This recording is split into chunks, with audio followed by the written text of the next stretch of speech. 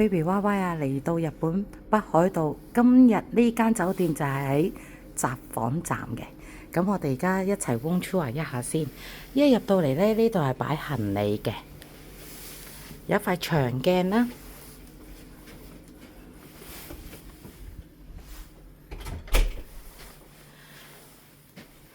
廁所。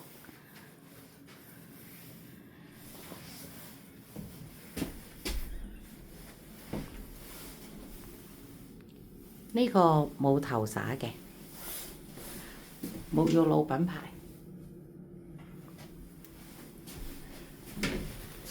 咁呢一間酒店呢，其實係2025年5月先正式開嘅。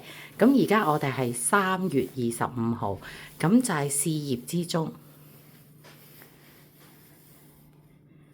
一間房都係有3張床。電視機就唔係好大嘅，呢度就係食宵夜區。咁樓下都好貼心嘅，就俾咗張紙我哋話各個樓層係屬於乜嘢啦，方便行啦。呢度有免費嘅樽裝水、雪櫃、水煲。好啦，出邊嘅景觀。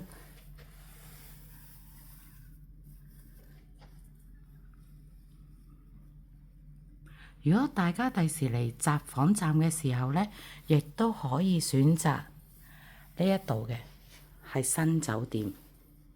好啦，影返個內房俾大家睇下先。咁房間就係咁大㗎啦，落地玻璃。好啦，希望大家鍾意我 Baby Y Y 嘅頻道，你嘅訂閱就係我嘅原動力啦。拜拜。